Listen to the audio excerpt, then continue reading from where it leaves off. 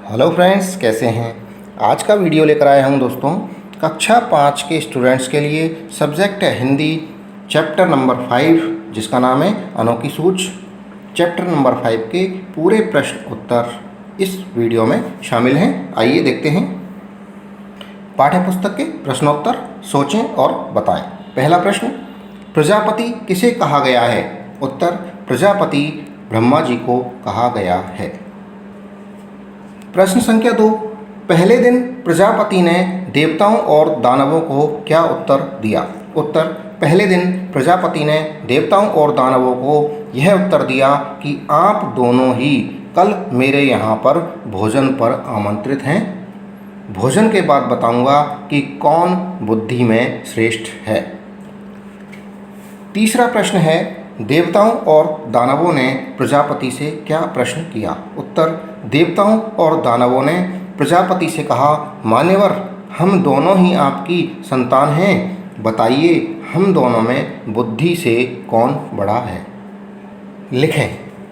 लिखें में है पहला प्रश्न, दिए गए शब्दों में से रिक्त स्थान की पूर्ति करें। रिक्त स्थान की पूर्ति करनी है। 4 प्रश्न हैं रिक्त स्थान वाले और शब्द दे रखे हैं श्रेष्ठ, दूसरों, खुद, लपकते, परीक्षा।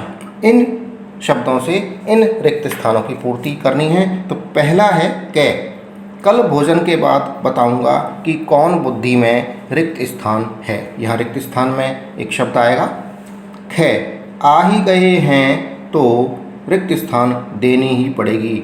यहाँ रिक्त स्थान में जो उचित शब्द आएगा, सही शब्द आएगा, वो भरना है। गे, वे उन्हें पाने के लिए रिक्त स्थान रहे। घे, रिक्त स्थान भी खाओ और रिक्त स्थान को भी खाने दो। अब देखते हैं रिक्त स्थान में कौन कौन से शब्द आए हैं। कै, कल भोजन के बाद बताऊंगा कि कौन बुद्धि में श्रेष्ठ है। रिक्त स्थान में आ गया श्रेष्ठ। खे, आ ही गए हैं तो परीक्षा देनी ही पड़ेगी। लाल रंग में जो शब्द है वो रिक्त स्थान में आया है परीक्षा। गए, वे उन्हें पाने के लिए लपकते रहे। रिक्त स्थान में आया है लपकते। घे, यहाँ 2 शब्द आएंगे, 2 रिक्त स्थान हैं। पहला रिक्त स्थान है जिसमें आएगा खुद, खुद भी खाओ, और दूसरा रिक्त स्थान आ गया दूसरों को भी खाने दो। प्रश्न संख्या 2, नीचे दिए गए वाक्य सही होने पर टिक यानी सही व गलत होने पर क्रॉस का निशान लगाएं। तो पहला वाक्य है कि देवताओं और दानवों में युद्ध होता रहता था।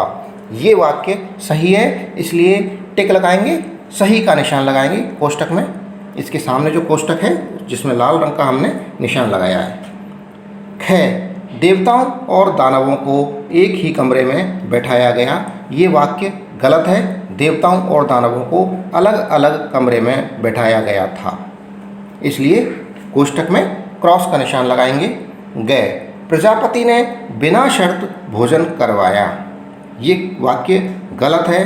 प्रजापति ने शर्त रखी थी, उस शर्त के साथ भोजन करवाया था, तो ये वाक्य गलत हो गया, इसलिए कोष्टक में क्रॉस का निशान लगाएंगे।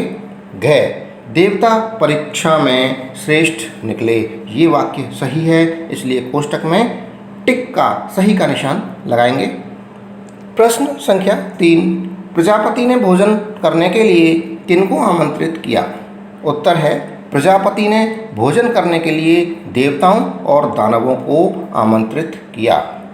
प्रश्न संख्या 4, प्रजापति ने भोजन करने की क्या शर्त रखी? उत्तर, प्रजापति ने भोजन करने की शर्त रखी कि भोजन बिना कहोनी को मोड़े करना है। ये शर्त थी ब्रह्मा जी की देवताओं और दानवों से। प्रश्न संख्या 5, देवताओं ने अपनी सूझबूझ कैसे दिखाई? उत्तर, देवता एक दूसरे के आमने सामने बैठ गए और लड्डू उठा उठाकर एक दूसरे के मुंह में देने लगे। कहोनी तो मुड़ नहीं सकती थी, खुद तो खा नहीं सकते थे, लेकिन दूसरे को तो सामने बैठे हुए व्यक्ति को तो खिला ही सकते थे। इसलिए देवता बुद्धिमान थे तो उन्होंने क्या किया, एक दूसरे के आमने सामने बैठ गए और लड्डू उठा उठाकर एक दूसरे के मुंह में देने लगे। कुछ ही देर में थाल साफ हो गया। लड्डुओं का जो थाल था, लड्डू भरे हुए थे, वो लड्डू खत्म हो गए। बिना किसी हो हल्ला के देवताओं ने शांतिपूर्वक भोजन कर लिया। प्रश्न संख्या 6, शोरगुल कौन कर रहे थे और क्यों? उत्तर, शोरगुल दानव कर रहे थे। वे लड्डू लेकर ऊपर उछालते और नीचे आने पर अपना मुंह खोलकर लपकते। ऐसे में क्या होता, लड्डुओं को लपकने के लिए वे हो ही की आवाज़ कर शोरगुल कर रहे थे। प्रश्न संख्या 7, प्रजापति ने किसको श्रेष्ठ बताया और क्यों? उत्तर, प्रजापति ने देवताओं को श्रेष्ठ बताया क्योंकि उन्होंने सहकार की भावना से काम किया, आपस में मिलजुल कर भोजन किया। उन्होंने खुद भी खाना खाया और दूसरों को भी खिलाया। जियो और जीने दो की विशेषता के साथ देवताओं ने काम किया, इसलिए प्रजापति ने देवताओं को श्रेष्ठ बताया। भाषा की बात। प्रश्न संख्या 1 है, भाषा की बात में टूट पड़ना एक मुहावरा है जिसका अर्थ है झपटना। इसी प्रकार नीचे दिए मुहावरों का अर्थ बताएं। 2 मुहावरे दिए गए हैं। पहला है चूर चूर होना, दूसरा है सूझबूझ दिखाना। तो पहला चूर चूर होने का अर्थ है टूट जाना या नष्ट हो जाना। दूसरा है सूझबूझ दिखाना, यानी समझदारी से काम लेना, धैर्य से काम लेना। प्रश्न संख्या 2, प्रजापति दानवों के कमरे में गए। इस वाक्य में के दानवों और कमरे का संबंध बता रहा है। दानवों के कमरे, ये दोनों में संबंध स्थापित कर रहा है। कौन सा अक्षर? की। का, के, की, ये तीनों संबंध बताने के काम आते हैं। अब तुम पाठ में से वे 5 वाक्य छांटो जिनमें का, के, की का प्रयोग हुआ हो। यहाँ पर उत्तर में पहला वाक्य है, भोजन के बाद बताऊंगा कि कौन बुद्धि में श्रेष्ठ है। यहाँ देखिए 2 जगह, एक जगह के आया है पहले, भोजन के बाद बताऊंगा। दूसरा की आया है, बताऊंगा कि कौन बुद्धि में श्रेष्ठ है।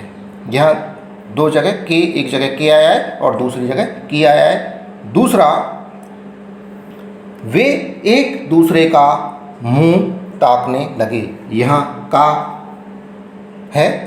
तीसरा, प्रजापति की आज्ञा का, यहाँ 2 जगह, एक जगह की आया है, दूसरी जगह का आया है।